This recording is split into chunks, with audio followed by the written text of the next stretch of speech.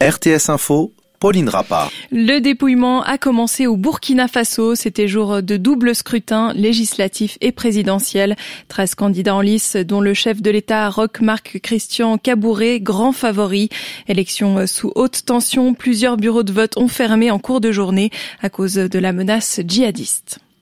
Une ancienne membre de l'organisation séparatiste basque OTA a été extradée vers l'Espagne par la Belgique. Cette femme qui résidait à Gand était recherchée pour le meurtre d'un lieutenant-colonel espagnol en 1981. La Cour de cassation belge avait autorisé mardi son extradition après le rejet de 3 tribunaux. Nouveau dimanche de contestation en Biélorussie avec l'arrestation de 70 opposants. Des dizaines de milliers de personnes sont descendues dans les rues de Minsk. Elles réclament le départ du président Alexandre Loukachenko. Sa réélection au début du mois d'août est controversée. Joe Biden dévoilera mardi ses premiers choix pour le futur gouvernement américain.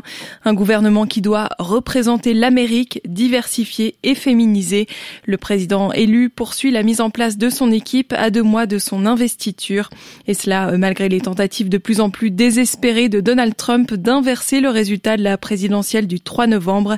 Trump qui a subi un nouveau revers en Pennsylvanie, l'un des États clés de cette élection. Un juge a fermement rejeté les allégations de fraude. Un dépistage massif des habitants de la région de Bolzano dans le nord de l'Italie a été réalisé ce week-end. Sur 500 000 habitants de la région, pratiquement 400 000 se sont fait tester selon des journalistes sur place. Au total, il y a 1% de cas positifs. Un incendie a fortement endommagé cet après-midi l'intérieur de l'église municipale de Winterthur. Les pompiers ont rapidement pu maîtriser les flammes. Le secteur a été bouclé pendant des heures. Les dégâts s'élèvent à plusieurs dizaines de milliers de francs. Personne n'a été blessé selon la police cantonale zurichoise. Et on termine avec un peu de sport et ce premier grand titre pour le joueur de tennis russe Daniil Medvedev. Il a remporté tout à l'heure le Masters de Londres face à l'Autrichien Dominic Thiem en 3 manches, 4-6, 7-6, 6-4. En football, 3 rencontres pour cette 8e journée de Super League.